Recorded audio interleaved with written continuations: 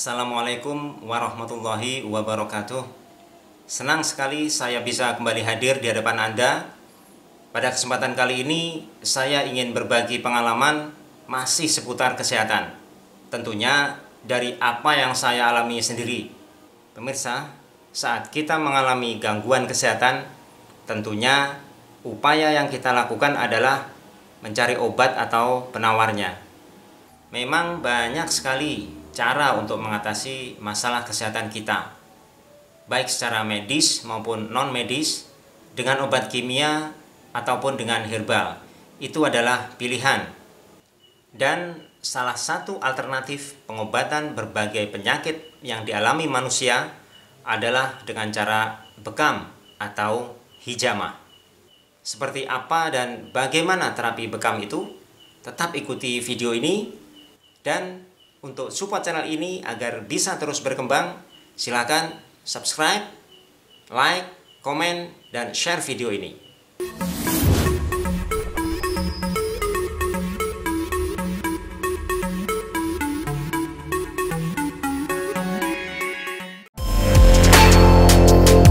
Bekam atau hijamah merupakan metode pengobatan dengan cara mengeluarkan darah kental yang mengandung toksin atau racun dari dalam tubuh manusia. Dalam bahasa Inggris, terapi ini disebut blood cupping therapy. Adapun dalam istilah Jawa, terapi bekam ini dikenal dengan sebutan canto. Praktek bekam yang kini sedang begitu populer di Indonesia sejatinya adalah praktek pengobatan penyakit yang sudah ada sejak dulu. Cara kerja terapi bekam ini adalah dengan menempatkan cawan di permukaan kulit hingga terbentuk ruang hampa udara dan pembuluh darah kapiler terhisap. Pengertian ini mencakup dua mekanisme pokok dari bekam, yaitu proses pemvakuman kulit, melakukan sayatan atau tusukan jarum pada kulit, kemudian mengeluarkan darah dari kulit. Terapi bekam ini diklaim dapat melancarkan peredaran darah, bahkan membuang darah kotor. Menengok ke pengobatan Cina tradisional, terapi bekam ini juga disebut bisa mengalirkan qi atau energi dalam tubuh.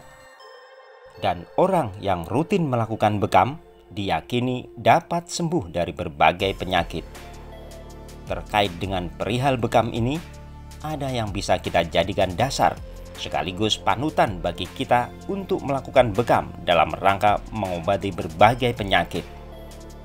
Sebagaimana Nabi Muhammad SAW bersabda, "Hendaklah kalian semua melakukan pengobatan bekam di tengah tengkuk, karena sesungguhnya hal itu merupakan obat dari 72 penyakit."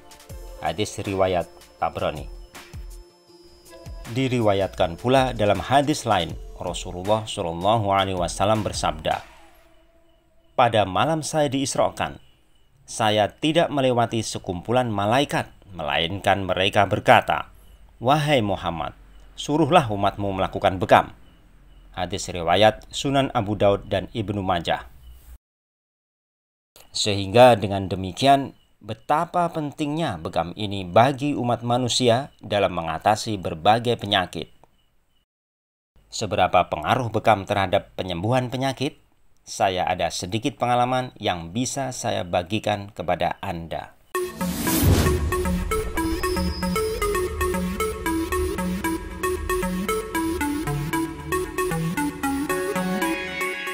Pemirsa, pernahkah Anda merasakan pada tangan Anda terasa ngilu, berat, pegel-pegel ya di bagian sini, terasa di dalam gitu ya, terasa ngilu sekali di sini juga ya, ataupun juga di bagian lutut sulit ditekuk atau diluruskan karena terasa ada ganjalan di bagian belakang lutut, seperti yang saya alami.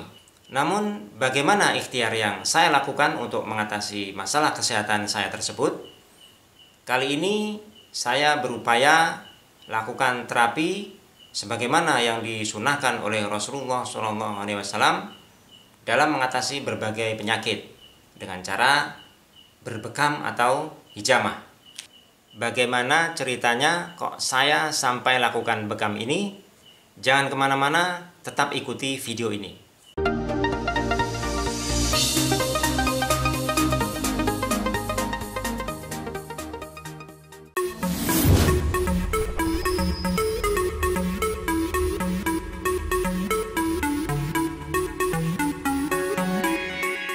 Sudah sekitar 2 mingguan tangan saya sebelah sini dalam itu terasa pegal, ngilu, ya, tebal.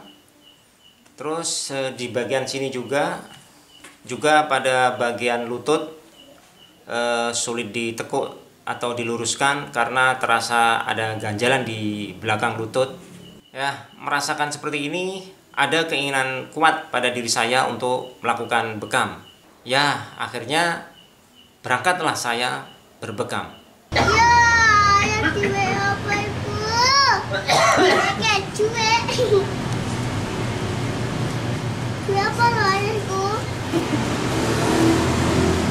Melakukan bekam.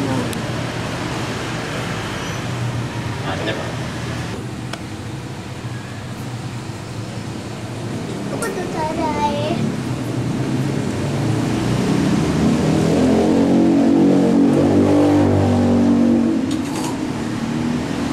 Jadi bang cilik. Kamu tuh caranya loh, Kamu dibuka berapa?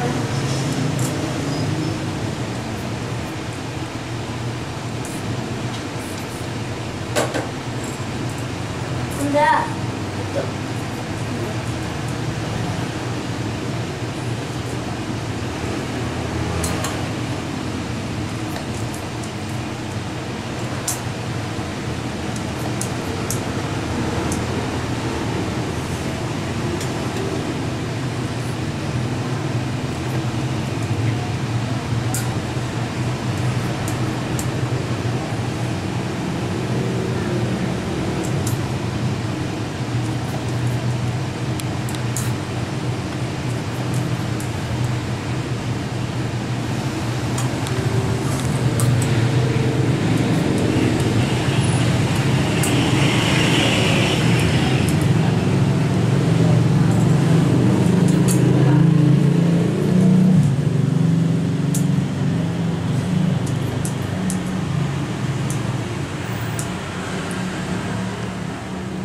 Apalagi berbekam merupakan sunnah Rasul, sebagaimana Rasulullah SAW bersabda.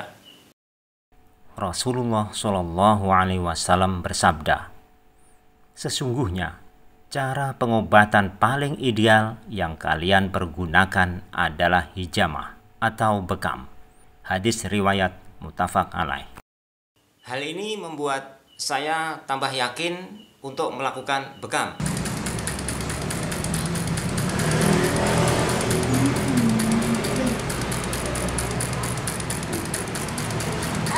Jadi caranya kalau kamu baru 2 bulan loh. 1 bulan. 1 bulan.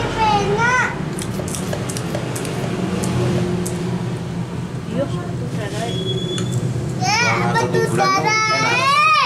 Betul cara. Kadang-kadang tangan kurang tidur. Tangan kanan atas nih dulu.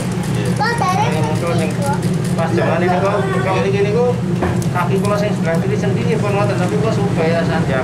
Iya. Dan mengenai kapan waktu berbekam, saya mencari tanggal sebagaimana yang dianjurkan oleh Rasulullah SAW, yaitu pada sekitar tengah bulan, yakni tanggal 17, 19, 21 kalender Hijriah. Sebagaimana hadis Rasulullah SAW yang menerangkan hal tersebut.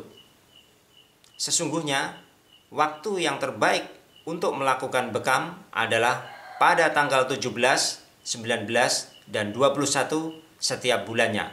Hadis riwayat At-Tirmidzi. Memperhatikan dari isi hadis tersebut berarti ada waktu-waktu terbaik untuk melakukan bekam, agar hasil dan manfaat yang didapatkan bisa lebih maksimal. Kenapa pada sekitar tanggal tengah bulan dianjurkan berbekam dan bukan pada tanggal yang lain? Karena pada pertengahan bulan kondisi darah benar-benar telah bergejolak dan banyak, sehingga merupakan saat yang tepat untuk melakukan bekam. Meskipun ini bukan merupakan sebuah keharusan memilih tanggal tersebut pada tengah bulan, boleh juga berbekam di luar tanggal itu bila mana dirasa sakit dan perlu.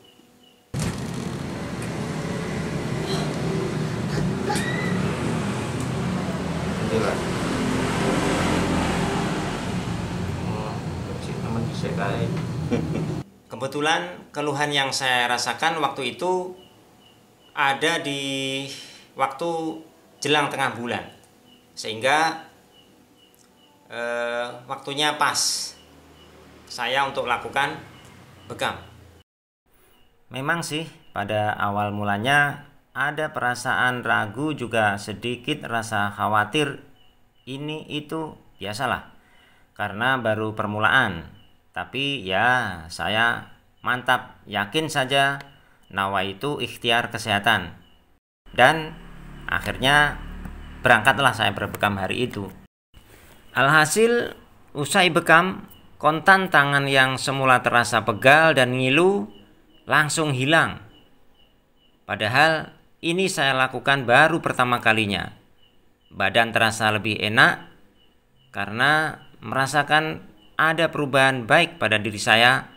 Maka pada bulan berikutnya saya berbekam lagi dan pada tanggal yang disunahkan pula.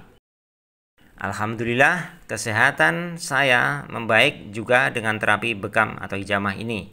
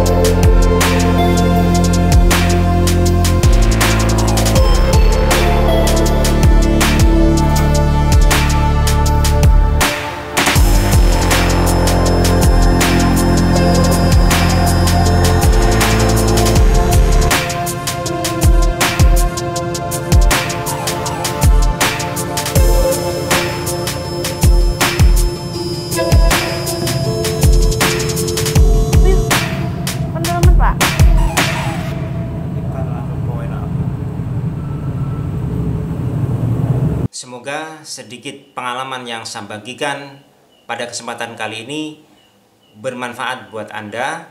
Ada baiknya bila mana video ini di-share kepada orang-orang yang Anda sayangi, kepada teman-teman Anda, kepada kolega Anda, kepada handai tolan. Sampai ketemu pada kesempatan berikutnya.